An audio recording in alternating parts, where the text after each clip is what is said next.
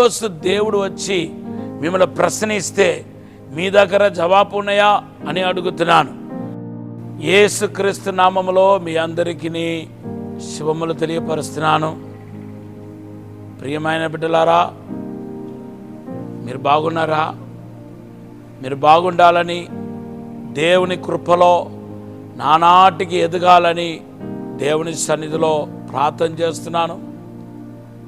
దేవుని యొక్క ఆశీర్వాదాల అభిషేకాలు నిండుగా మీకు కలగబోతున్నాయి. మీరు ఈ ప్రవచన వాక్కు నమ్మండి.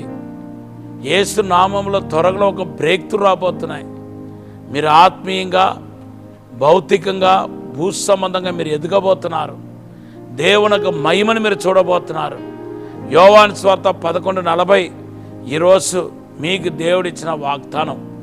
దేవుని బిడ్డలారా, మరి కొన్ని రోజులుగా నేను అనుకోలేదు, ఏదో అక్కడక్కడ ఏదో ఒకటి దేవుడు ప్రేరేపించిన ఇన్స్పిరేషన్ మెసేజ్ చెప్పకుండా పోదాం అనుకున్నాను.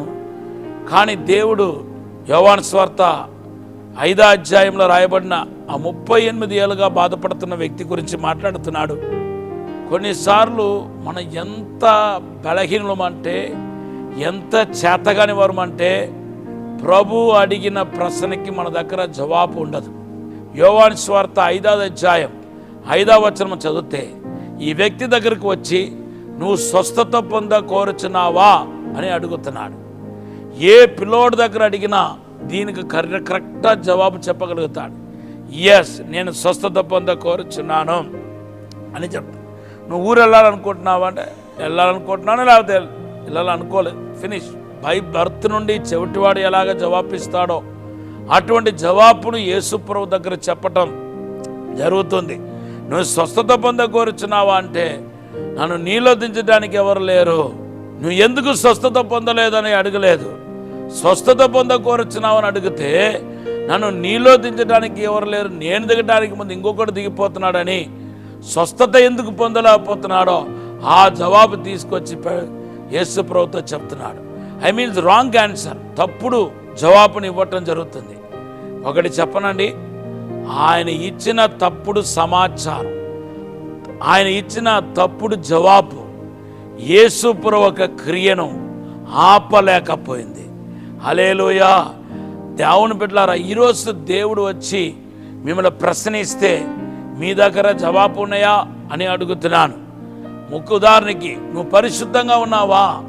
నేను అద్భుతం చేసినట్టుగా నువ్వు పరిశుద్ధంగా ఉన్నావంటే మీలో ఎంతమంది జవాబిస్తారు చెప్పండి?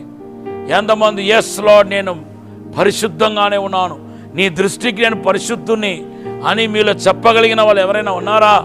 ఒకసారి ఆలోచన చేసి చూడండి. అలాగే నువ్వు క్రమంగా దశమ భాగం ఇస్తున్నావా? మీలో ఎంతమంది దగ్గర జవాబు ఉన్నాయి? ఆలోచించండి.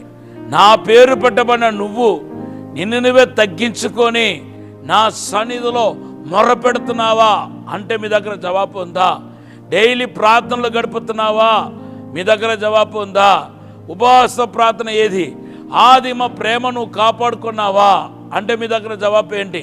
నేను ఇచ్చిన రక్షణను నిలబడ్డావా అంటే మీరు ఇచ్చిన జవాబు ఏంటి? నీ ప్రతిష్ట అనుభవాన్ని కాపాడుకున్నావా? నువ్వు నాకు ఇచ్చిన మాటలో నిలబడ్డావా? నువ్వు నాకు మాట ఇచ్చావు, ఆ మాటలో నిలబడ్డావా? ఆ ఆదిమ సమర్పణ ఎక్కడా అని దేవుడిని అడిగితే నీ దగ్గర జవాబు ఉందా? పూర్తి జవాబు ఇవ్వగలుగుతావా? దేవుని బిడ్డ ఒక్కసారి ఆలోచించి. అయితే ఒకటి, నీ మీద దేవుని కృప ధారాళముగా ఉంటుంది. దేవుని కృప నీ పైన ఉంది. అందుకొరకే నీ యొద్ద జవాబు లేకపోయినా ప్రభు నిన్ను దర్శిస్తాడు, నిన్ను బాగు చేయగలుగుతాడు.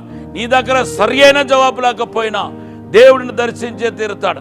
అంతేకాదండి, నువ్వు స్వస్థత పొంద కోరుచున్నావా అని ఆ 38 ఏళ్ళుగా పక్షవాదంతో బాధపడుతున్న వ్యక్తిని అడిగినప్పుడు ఆయన వద్ద జవాబు లేదు. యేసుప్రభు ఒకటి అడిగితే ఆయన ఒకటి చెప్పాడు. అయినప్పటికీ దేవుని బిడ్డలారా, దేవుని కార్యం జరిగింది. దేవుడు ఆయన దర్శించాడు. కారణం ఏంటంటే ఆయనలా దేవుడు చూపించిన ప్రేమ, కృప. ఈరోజు కూడా దేవుని కృప నీ మీద నిండుగా ఉన్నాయి. దేవుని కృప నిండుగా ఉన్నాయి. ప్రియ బిడ్డ, నువ్వు యేసు యొద్దకు రా. ఇప్పుడైనా ఉన్న పాటన రా. ఉన్న పాటన వచ్చి దేవుని పాదాల దగ్గర పడు. దేవుని యొక్క పాదాల దగ్గర పడి ప్రభువాని క్షమించడు ప్రభు అని అడుగు. నీ జీవితం ధన్యకరంగా మారుతాయి.